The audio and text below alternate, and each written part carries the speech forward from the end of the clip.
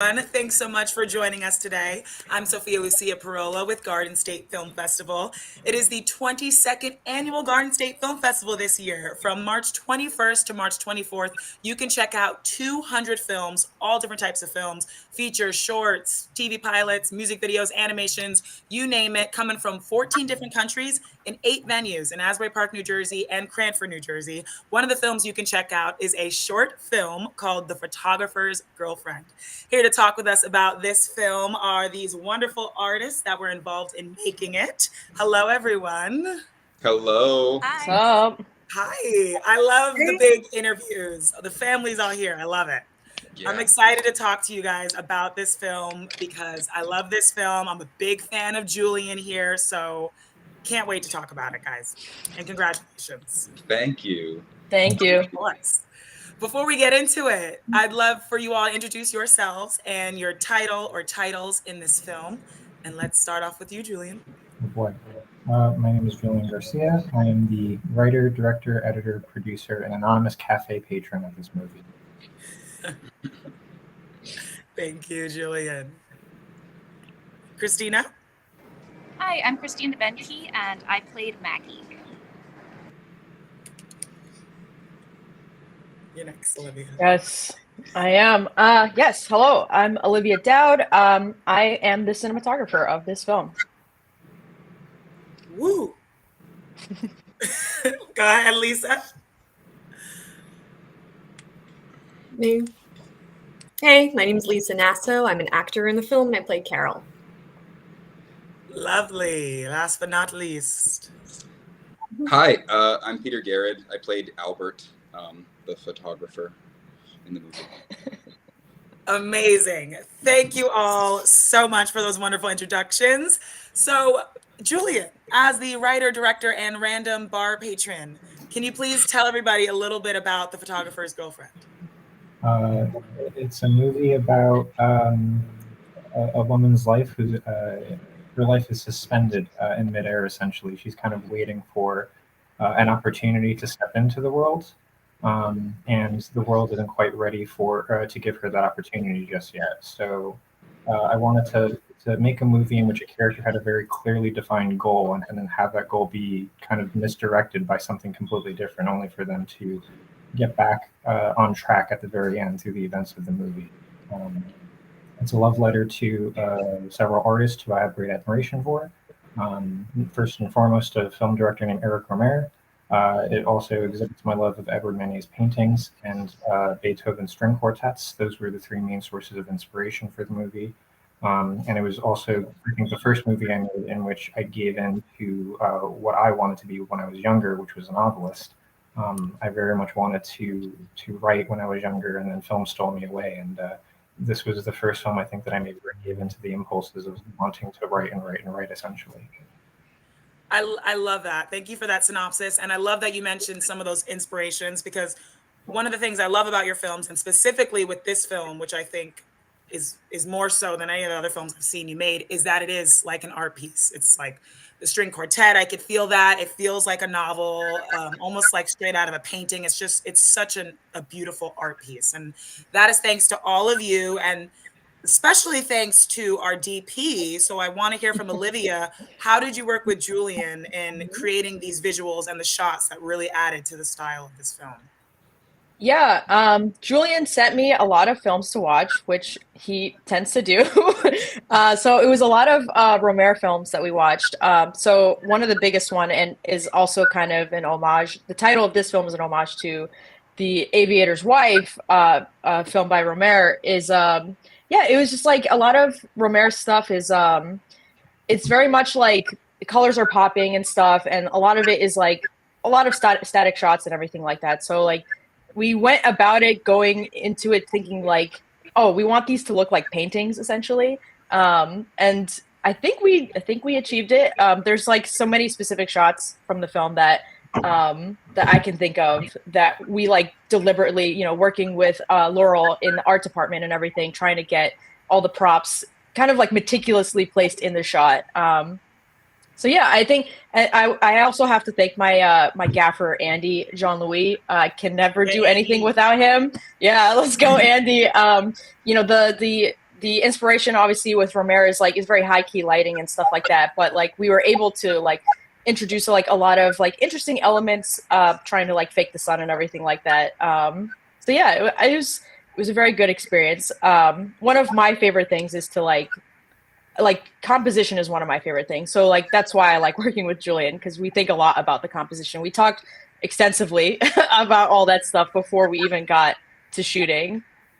Wow. I mean, everything you mentioned, it feels like it really came through on the film. You even said like a painting, which I saw. What was important for you and Julian when it came to finding these shots and filming this? Like, was it location scouting? Was it lighting? Was it composition, or was it everything? Yeah, I think it's a bit of everything, but I do think that like me and Julian did scout a lot of cafes before we landed on Red Eye Cafe. So shout out also to Red Eye Cafe for letting us shoot there. You know, it's good stuff. It's a beautiful cafe, really good food. Coffee's really great as well. So yeah, I think we visited like a bunch of different places though, all throughout northern New Jersey, and we wanted it to be in Jersey. Obviously, that was like a big thing. Like we even looked in Jersey City. So I think the location scout was the biggest thing. Also finding that park was also a big hurdle to, you know, like with all those scenes with Albert and Maggie and everything. There were a lot of places we visited to find that. So I think that was like the biggest one. And then the composition I think comes next. Because like I think that's like where the film really shines through, because like, you know, it's like I said, very high key lighting, you know, it's like 1-to-1 contrast ratio and stuff like that. So I think the composition is like the thing that's the most important here. Not saying that I didn't light it or anything with Andy, but you know, I think, yeah, the composition is key for me too. So yeah. Wow. I definitely want to get back to you, Julian, about directing this as well. And shout out to Andy. We love him. But you mentioned the park scene with Albert and Maggie's character and Lisa. I mean, this ensemble, guys, you guys all played your parts so well. Like, I'm an actor too, and I loved everyone's performances. So congratulations. I want to talk to Lisa first. You lead our film. So much of it is you. What attracted you to this role? Do you feel close to her? Is she very much like you? Yeah, I really specifically remember the audition breakdown for this was like the longest character description I had ever read. It was so detailed, but in a great way. It almost felt like yeah, Julian just really was inside the heads of I think all of these characters, I should say. But just really like detailed history of her feelings, and not only like, okay, early 20s woman working in a cafe, but like he said, like someone suspended in midair, like someone on the cusp of doing something great but feeling confused and feeling lost. And yeah, so I think just you could tell like how much he cared about these characters and how much thought it got into them. So that was really attractive as an actor. And did you feel like you put a lot of your self into the role, or did you have to pull from a lot of different inspirations? I mean, I guess, yeah, Carol feels different from me in some ways, but I think just the internal struggle is very relatable.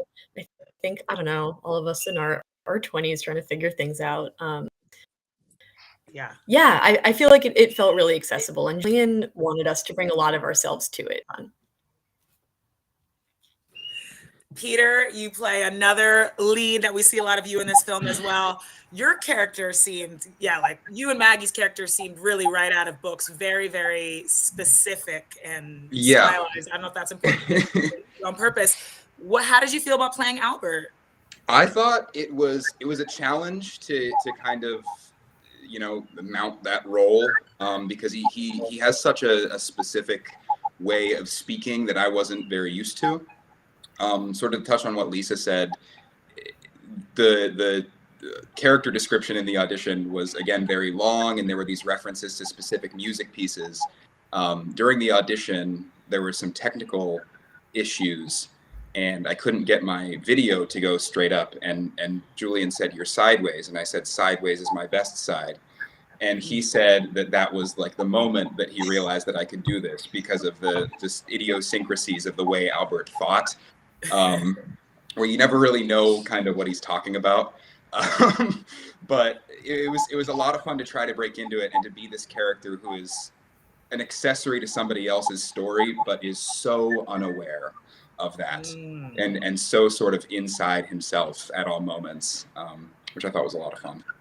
So well said. And I definitely was going to ask you if that if it was challenging to get into the voice, the words, because he definitely had some mouthfuls there.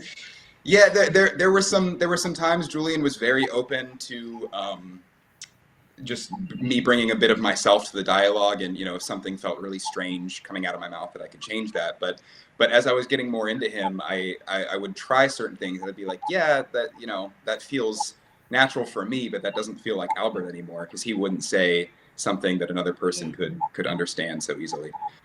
Right. And yeah, I say that with respect, because even though it did sound like a mouthful and I was like, I can't say these words, it was so seamless and organic and just beautiful performance all around, guys. Thank you. Christina, of course. Christina, you play our beautiful Maggie. Tell me about finding Maggie. Was this a familiar role for you? No, actually, it was a bit of a challenge, especially early on when we were first doing our read-throughs. We talked exhaustively about what motivated her and why she might be doing what she's doing. But my way in ultimately was she reminded me a lot of a roommate I had who was someone who was kind of like who turned out to be a hustler. And so I kind of see Maggie as someone who really believes in her own mythology, and kind of the story that she's telling herself about herself kind of takes precedence over anything else in her life. And so she's really like using other people to kind of further that narrative. But it is really easy to get drawn in by someone like that, especially. Oh man, we got some good stuff. It cut out a little bit on the end there. But we got all the good. There you are. It cut out just at the end there. Oh no, and now we can't hear you. We can't hear you. I'm gonna ask Julie the next question. You figure that out as soon as we could start. As soon as you think it's figured out, just yell out something and I'll tell you when we could hear you. But Julian, I'm curious now, just hearing them speak, it seems like all of these characters, which you see on film, but all these characters are so wrapped up in their own world, even as they're communicating with each other and in each other's lives and stories, which is so much like life. I mean, that's what we do in life. What comes first to you? Is it like the story? Is it the characters first? Is there something that comes first? Structure actually is the thing that hits me first. And it's like I said at the very beginning, I really liked the idea of the structure that I had set out, and then the characters and the story kind of finds itself afterwards. Shots also, I think backwards. I think about images first and foremost. One of the things that I wanted to touch upon actually was how it was a very, very, very fluid process, I suppose, because there were a lot of things that I went into, a lot of conceptions that I had or preconceptions that I had about the characters that got changed after meeting Lisa, Peter, and Christina, because I was trying very hard to take the script away and try to put them as the centerpiece of whatever shot or whatever scene they were going to be in. Because something that I was very, very interested in and fascinated in was their presence in particular, because I cast based off of presence. Everybody here had such a distinct way of being, I suppose, or being, that no plot or dialogue or what were those main two things, but no plot or dialogue or character psychology was going to summarize. And that was the reason why I asked all three of these wonderful, fine artists to be part of my film. And once again, to give a shout out to Olivia as well, being able to capture all three of them in the way that we did, and as appealing and painterly a manner as we did as well, to do with Olivia, Andy, and Laurel. Being able to surround them, and also by executive producer / costume designer Alex DeTrolio, outfitting them and making sure that everything was being presented in the way that I wanted it to be. But to answer your original question, it's a very, very strange and fluid process, and just being open sticking to the goal that you have in mind, but also being open to everybody's input and being open to people's recommendations. Like there was one point where we were trying to compose a shot and the composition wasn't working, and Olivia straight up said, like, I don't like this composition, and so we worked our way around it essentially. And it just like it worked better after moments like that. Christina also, for instance, we had a lot of conversations about her character, and there were things that I wasn't sure about, and then she helped to clarify those things, and then we were able to film in a way that satisfied both of us. That was it was a constant dialogue essentially, where the structure was the thing that I wanted, and then everything else kind of just started filling in and populating. Very interesting. And I love that you said that, the fluid kind of process, listening to your cast or your crew and changing based off of what you feel is best for the film. I'd love to hear, before we hop off, one thing, I know it's going to be difficult, that people learned from either playing these roles or working on this project that you're going to take with you in your careers, in life, or in your next project. Olivia, you want to start off? Oh, putting me in the hot seat. Oh, damn. Yeah, I think the biggest thing for me that I learned was to, like, I guess, yeah, like more so speak up when I didn't think that something was working. Like a lot of the times, like especially when you first start out, like you don't want to step on the director's toes. You're like, well, they're hiring me, they're trusting me to shoot it. They like what I do, but like, do they want all of my input? I definitely felt more comfortable like giving feedback where I could. There was also, it didn't make it into the film, but there was a shot where we were having trouble with blocking and stuff. And I was like, oh, well, there's a mirror there, so she can stay here and then make her way over here. And everyone was like, that's an amazing idea. And I'm like, oh, I should just speak up more. Stuff like that. So yeah, I think, yeah, that I will take with me to like the next projects that I work on. Absolutely. I think anyone in any area of their life can take that advice. Speak up when you feel. 100%. Yeah. Whoever feels that they know that one thing that they learned, go ahead. Oh, nobody? Actually, I'll just go off of what Olivia said. Sorry. No, I'm just gonna keep going. No. I think at the beginning of your career as an actor, especially if you're right out of college, you have experienced a lot of student films.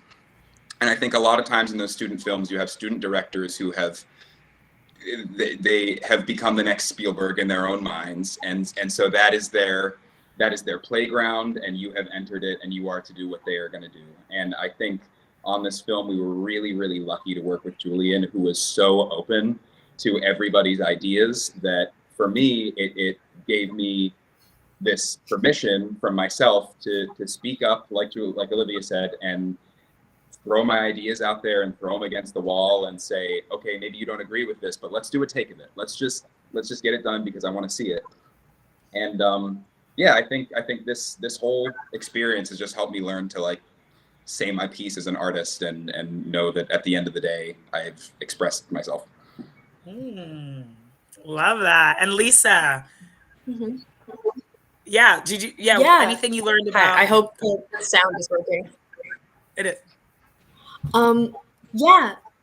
Yeah, like Peter, I think also as an actor, sometimes you can get really like set in your ways, but this was kind of a cool exercise in trusting like the bigger picture of something, even if we couldn't individually see it. Like so many of these shots were like a painting or like a beautiful image that, within it, like I think we almost couldn't tell until we watched it back.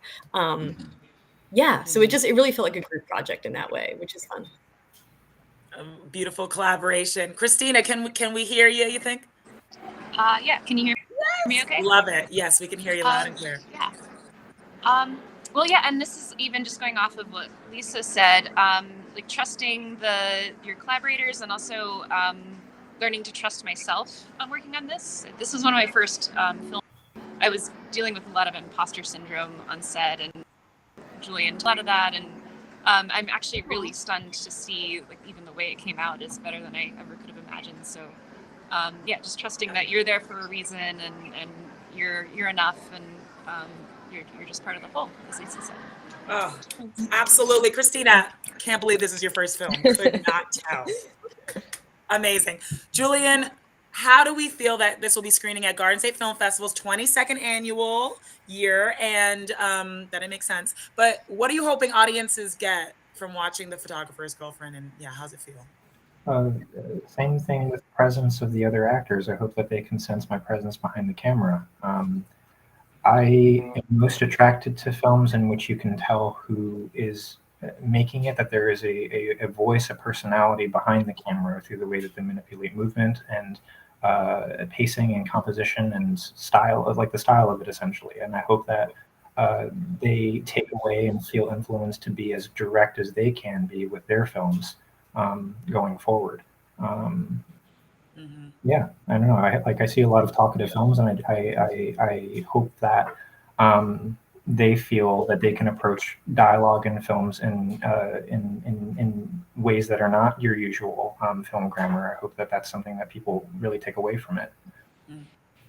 Yeah, I mean, I know I'm just one of many that'll see this film, but safe to say you can absolutely see Julian Garcia's work in this film. You have a very unique and specific style.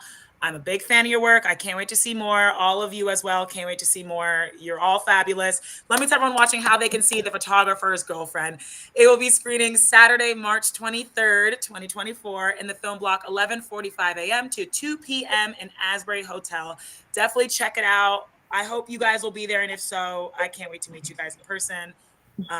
For everyone I haven't met. And thank you again for taking the time out to talk to us, and congratulations. Thanks so much, Sophia. Thank you. My pleasure, guys. We'll see you at the festival. Bye-bye. Bye. See you.